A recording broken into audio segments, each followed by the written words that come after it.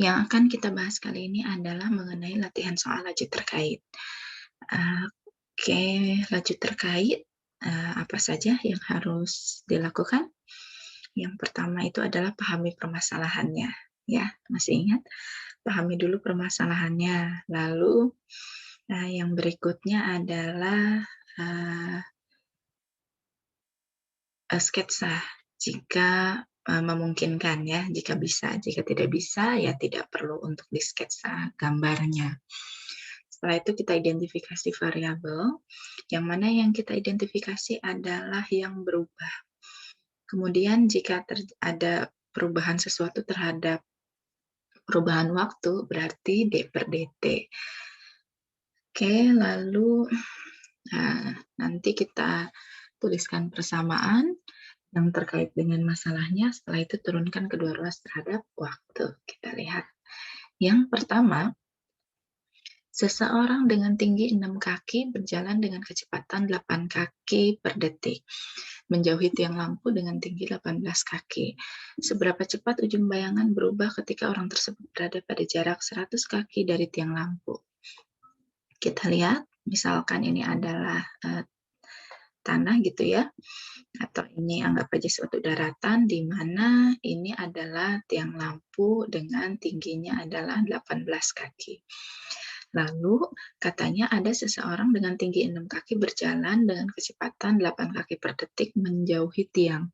Misalkan ini adalah seseorang dengan tingginya 6 kaki, maka ketika dia menjauhi tiang, dia akan bergerak ke arah kanan. Oke. Lalu yang berikutnya adalah seberapa cepat ujung bayangan berubah ketika orang tersebut berada pada jarak 100 kaki dari tiang lampu. Kalau ini adalah tiang lampu, anggap cahayanya di atas, ini adalah orang, maka bayangan pasti posisinya ada di searah dengan cahaya. Jadi ketika ini adalah lampu, ini adalah orang, pasti bayangan akan arahnya ke arah kanan juga. Jadi kira-kira seperti ini. Ini ujung bayangan, ini kaki orang, kemudian ini adalah tiang. Oke, lalu kita identifikasi dulu. Ya, ini arahnya nanti ke kanan, kita identifikasi. Misalkan X ini adalah jarak orang dengan tiang lampu. Berarti X yang ini ya. Kan ini orang, ini tiang lampu. Berarti X itu jaraknya yang ini. Lalu Y adalah jarak ujung bayangan dengan orang. Ini ujung bayangan, ini orang, berarti Y yang ini ya. Dan T adalah waktu, sehingga ketika seseorang dengan tinggi 6 kaki berjalan dengan kecepatan 8 kaki per detik, berarti yang ini, tadi ini kita misalkan X, sehingga kecepatannya menjadi dx per dt. Lalu yang berikutnya, seberapa cepat ujung bayangan berubah? Ini ya, ujung bayangan berubah. Ditanya seberapa cepat, berarti pertanyaannya adalah, karena ini Y, seberapa cepat, berarti dy per dt saat X-nya 100 kaki. Oke, kita lihat di sini, ini tadi yang sudah kita sketsa. Nah, sekarang persamaan apa yang bisa kita tuliskan? Ini tentang apa? Ini tentang segitiga. Banyak dari segitiga persamaan ya, yang berkaitan dengan segitiga. Untuk masalah ini apa yang bisa kita gunakan? Perhatikan bahwa ini ada 2 segitiga ya, yang ditumpuk. Maka ini berkaitan dengan kesebangunan ya. 2 segitiga yang sebangun. 2 segitiga yang sebangun. Jadi kita punya 2 segitiga, segitiga yang kecil dengan segitiga yang besar. 2 segitiga yang sebangun punya perbandingan bahwa kita bisa melihat dari segitiga yang besar dulu atau yang kecil dulu. Misalkan pada kasus ini yang dilihat yang kecil dulu, sehingga didapatlah persamaan 6 per 18, yaitu dari tinggi per tinggi juga, dari segitiga yang kecil dibagi segitiga yang besar, sama dengan Y, yaitu berarti ini ya, yang segitiga kecil dibagi, mengapa X bersih? Karena X itu hanya yang jarak yang ini saja. Sedangkan segitiga besar kan harusnya keseluruhan, sehingga ini X, ini Y. Kalau sudah seperti ini, bisa kita lakukan kali silang.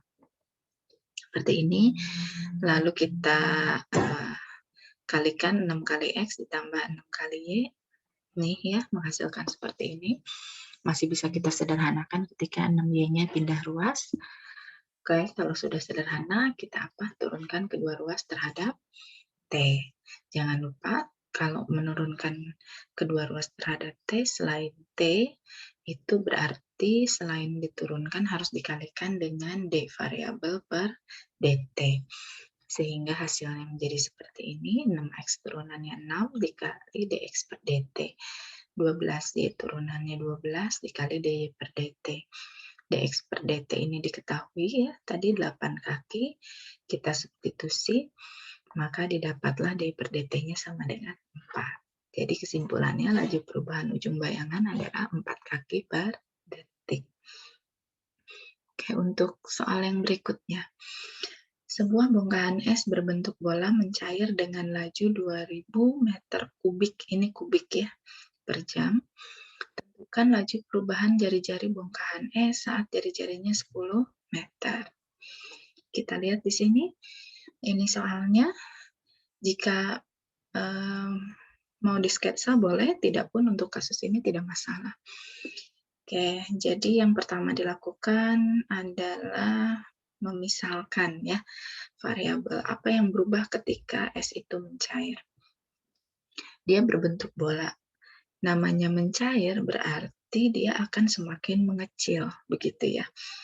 Apa yang berubah? Yang berubah adalah esnya semakin kecil, berarti berkaitan dengan volume, kemudian luas permukaan juga, dan jari-jari juga. Tapi untuk kasus ini, karena meter pangkat 3, begitu ya, meter kubik, maka kaitannya dengan volume. Sehingga yang bisa kita misalkan di sini adalah volumenya yang berubah dan jari-jarinya. Kemudian apa yang diketahui di sini yang berubah adalah mencair berarti volume ya. Berarti kita punya di sini lajunya negatif 2000 meter kubik per jam. Mengapa negatif? Karena volumenya berkurang. Tanda negatif menandakan lajunya itu berkurang ya, di sini volumenya berkurang. Oke, kemudian apalagi yang diketahui sudah ini saja, lalu tentukan laju perubahan jari-jari. Laju D per DT jari-jari tadi R, sehingga yang ditanyakan adalah DR per DT saat jari-jarinya 10 meter. Di sini sudah jelas bahwa yang berkaitan adalah volume dengan jari-jari. Volume bola itu rumusnya adalah 4/3 pi R pangkat 3. Setelah itu kita turunkan kedua ruas terhadap T. Lalu kita turunkan seperti biasa, turunan V ini adalah 1 kali dV per dt, turunan 4pi per 3 ini adalah konstanta, turunan dari R pangkat 3 adalah 3R kuadrat kali dR per dt. dV per dt diketahui, R-nya juga ada, dR per dt ini yang ditanyakan, sehingga jika kita substitusi yang diketahui, seperti ini ya. Jadi dR per dt adalah negatif 5 per pi. Apa artinya negatif? Di sini adalah berkurang, sehingga kesimpulannya adalah laju perubahan berkurangnya jari-jari, laju tadi D per dt, berkurang itu negatif jari-jari R ya. Jari-jari dari bongkahan es adalah 5 pi meter per jam. Ya, seperti itu untuk kasus yang kedua. Lalu kita lihat kasus yang ketiga. Di sini sudah ada gambar sketsanya.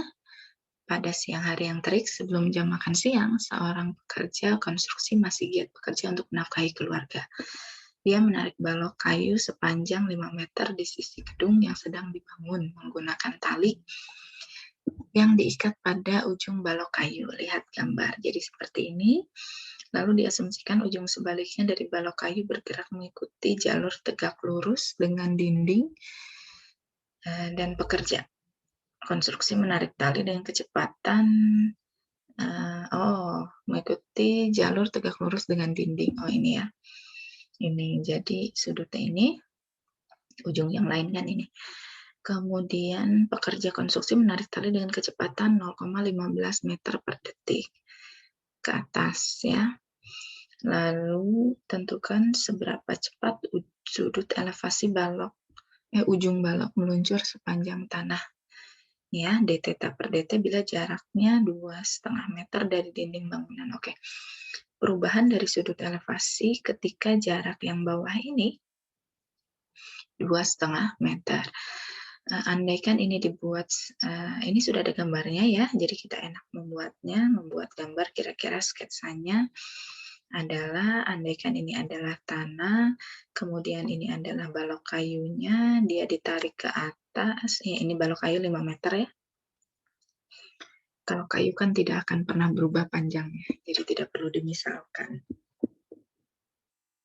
Kemudian ini dia ditarik ke atas, berarti ini salah satu yang berubah ya, yang garis warna biru ini. Kemudian nanti ini juga berubah. Kemudian ini kita misalkan X ini jarak ujung balok kayu yang diikat dengan tanah, berarti ini yang diikatkan yang di atas dengan tanah, berarti yang biru ini ya. Y adalah jarak ujung balok yang tidak diikat dengan dinding gedung. Jadi yang ini jadi ujung balok dengan dinding. Kalau ditarik kan ini makin makin berubah ya ini jaraknya.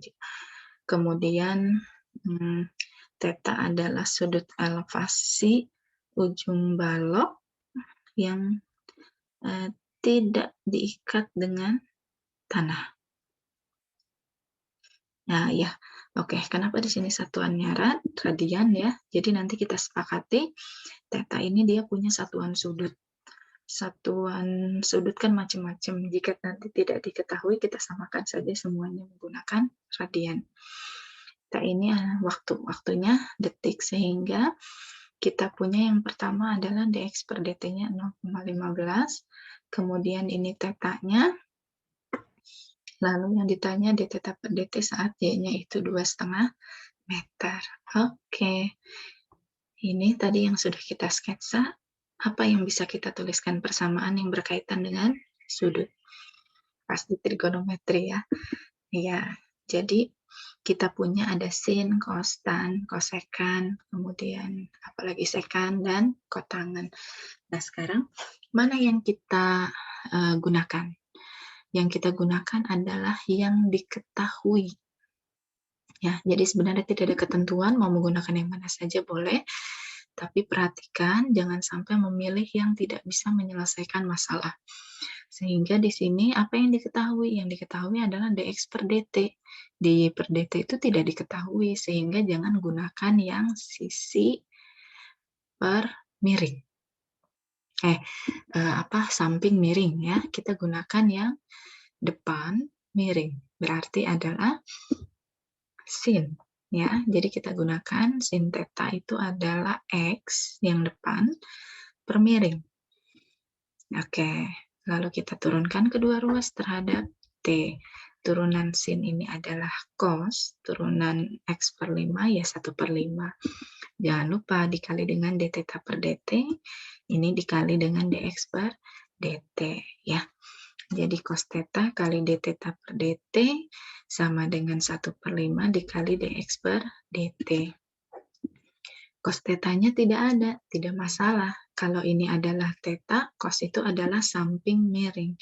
Samping itu kan yang ini. Ini kan y, y-nya diketahui di sini, 2,5 ya. Samping miring. Gitu. Kemudian d theta per dt itu adalah yang ditanyakan, dx per dt-nya diketahui, sehingga nanti kita dapatkan seperti ini. 2,5 dibagi 5. Cos theta itu adalah samping dibagi miring. Kemudian dx dt-nya ini ya 0,25. Sehingga didapatlah d theta per dt 0,06. Jadi kita punya laju perubahan sudut elevasi balok yang ini, yang ujung balok ya, sudut elevasi ujung balok yang tidak diikat dengan tanah adalah 0,06 radian per detik. Oke, ini untuk yang berikutnya. Ini juga sudah diketahui gambarnya dengan ada persamaan dan variabel ya. Sebuah kamera televisi yang diletakkan sejajar dengan tanah, ini kamera. merekam proses peluncuran pesawat ulang-alik. Ini pesawatnya, jadi ketika dia meluncur, kamera otomatis semakin dia naik, kameranya pun akan semakin, kalau mengikuti roket berarti dia akan semakin berubah sudutnya ya, dan panjang ini ya, jarak dari kamera ke, ke pesawatnya juga pasti berubah. Pesawat naik secara vertikal seperti gambar dengan persamaan S sama dengan 50 T kuadrat. Ini S-nya, dia S itu 50 T kuadrat. S diukur dalam kaki, ya, jadi FT ini feet maksudnya kaki, dan T itu dalam detik. Jarak kamera dengan landasan peluncuran 2000 kaki ini. Ini tadi awal pesawat sebelum meluncur di sini, jaraknya dari kamera dengan pesawat ini tadi yang belum diluncurkan 2000 kaki ya. Tentukan laju perubahan sudut elevasi kamera, jadi yang ini, pada saat 10 detik setelah lepas landas. Jadi saat T-nya itu 10. Berdasarkan gambar yang diketahui, andaikan kita buat sketsanya kira-kira seperti ini. Ya, ini dari sudutnya, kemudian ini 2000 kaki, lalu yang ditanya d theta per dt saat T-nya 10 detik, ini S, di mana S-nya tadi diketahui 50 T kuadrat. Oke, ini yang dimisalkan variabelnya, S adalah jarak pesawat ulang-alik meluncur. Sini, lalu theta adalah sudut elevasi kamera dengan tanah, ya, radian, dan T adalah waktu detik. Oke, kita lihat kalau di sini persamaannya sudah ada ya, tan theta sama dengan S per 2000. Andaikan nanti tidak diketahui, yang mana yang kita gunakan yaitu adalah yang andaikan ya, tan theta ini tidak ada, maka kita bisa melihat di sini ada S, di sini ada 2000, ya berarti depan dengan samping. Depan dengan samping itu adalah tan. Oke, kita tulis persamaannya, lalu kita turunkan kedua ruas terhadap T. Turunan tan ini adalah sekan kuadrat, turunan S per 2000 adalah 1 per 2000. Jangan lupa sekan kuadrat harus dikalikan dengan d theta per dt, lalu 1 per 2000 ini dikali ds per dt, karena kita menurunkannya terhadap variabel T. Oke, nah yang jadi pertanyaan adalah di sini sekan kuadratnya tidak diketahui dan ds per dt pun tidak diketahui, tapi bisa kita cari dari mana. Kita punya info tan theta ini adalah S per 2000. Lalu kita juga punya info bahwa S ini adalah 50 T kuadrat. Sehingga jadi seperti ini.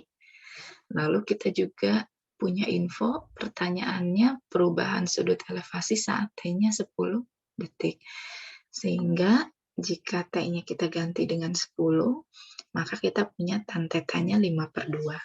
Dengan menggunakan prinsip Pythagoras, dengan theta-nya misalkan sudutnya sebelah sini, boleh juga di atas ya, bebas, maka tan theta itu adalah depan samping. Kita bisa mencari miring dengan cara apa? Akar dari 5 kuadrat ditambah 2 kuadrat, ya, atau akar dari 2 kuadrat ditambah 5 kuadrat. Akar dari 25 ditambah 4 itu adalah akar 29, sehingga sisi miring kita dapatkan akar 29. Berdasarkan info ini dapat kita cari sekan kuadrat adalah ini ya, sekan itu adalah 1 per cos. Karena kuadrat jadi 1 per cos kuadrat ya, 1 kuadrat kan 1 ya. Lalu cos ini adalah samping miring sehingga 2 per 2 akar 29 ya, 2 per akar 29. 2 kuadrat itu adalah 4, akar 29 kuadrat itu adalah 29, sehingga kita dapatkan 29 per 4. Mengapa? Karena ini 1 dibagi. Jadi 1 dibagi 4 per 29, itu 29-nya naik ya, diputar. Jadi 29 per 4. Kita sudah mendapatkan sekant kuadrat theta. Nah, sekarang yang kita butuhkan adalah ds per dt. Dari mana? Dari persamaan S sama dengan 50 T kuadrat. Lalu kita turunkan kedua ruas terhadap T. Mengapa? Supaya kita mendapatkan info ds per dt. Turunan S itu 1 dikali ds per dt, turunan 50 T kuadrat adalah 100 T. Karena variabelnya T berarti tidak perlu dikalikan dengan dt per dt ya. Oke, T-nya tadi diketahui 10 detik sehingga kita dapatkan ds per dt adalah 1000. Berdasarkan kedua info ini, kita dapatkan, kita substitusi lagi ya, sekant kuadrat theta-nya 29/4, ds dt-nya kita substitusi 1000, maka didapatkanlah seperti ini. Lalu jika disederhanakan, jika disederhanakan ini ya, dihasilkanlah d theta per dt sama dengan 2/29. Jadi, laju perubahan sudut elevasi kamera adalah 2/29 rad per detik. Oke, ini pembahasannya untuk beberapa latihan soal mengenai laju terkait. Prinsipnya adalah kita pahami dulu permasalahannya, lalu kita sketsa jika memungkinkan, ya, jika tidak harus. Kemudian yang berikutnya adalah tuliskan dulu variabel-variabel yang ada, ya, identifikasi dulu. Variabel apa yang kita tuliskan adalah yang berubah, yang tidak berubah tidak perlu. Seperti tadi tinggi tiang lampu kan tidak berubah ya, jadi tidak perlu dimisalkan. Tinggi orang tidak perlu. Kemudian tadi panjang balok juga tidak perlu. Untuk ini adalah jarak dari kamera dengan landasan tadi karena tidak berubah, jadi tidak perlu dimisalkan ya. Cukup misalkan yang dia hanya berubah saja. Kemudian tuliskan persamaan yang memungkinkan. Persamaan ini tidak ada rumus khusus, tergantung permasalahannya. Bisa volume, bisa luas, bisa keliling, kemudian bisa seperti ini segitiga, segitiga juga, bisa juga seperti tadi kesebangunan atau bentuknya adalah trigonometri. Jadi banyak sekali ya, bisa saja nanti bentuknya parabola, begitu tergantung dari masalahnya. Nah, jadi tidak ada rumus khusus, intinya adalah alurnya saja yang dipahami. Kalau sudah kita punya persamaannya yang terkait, ya, lalu kita turunkan kedua ruas terhadap waktu. Nah, dari keempat permasalahan ini prosesnya sama, yaitu kita pahami permasalahannya, lalu kita misalkan variabel, ingat yang dimisalkan variabel itu yang berubah. Setelah itu kita tuliskan persamaan yang terkait, lalu kita turunkan kedua ruas terhadap T. Kita substitusi informasi yang diketahui. Jika tidak diketahui, ada kemungkinan kita menggunakan persamaan yang ada untuk mencari, seperti yang permasalahan terakhir ini ya. Soal terakhir ini kita harus mencari dua hal, yaitu sekant kuadrat theta dengan ds per dt. Seperti itu.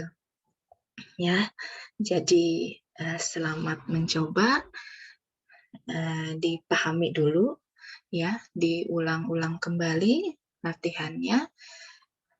Jangan mudah menyerah. Oke, selamat berlatih.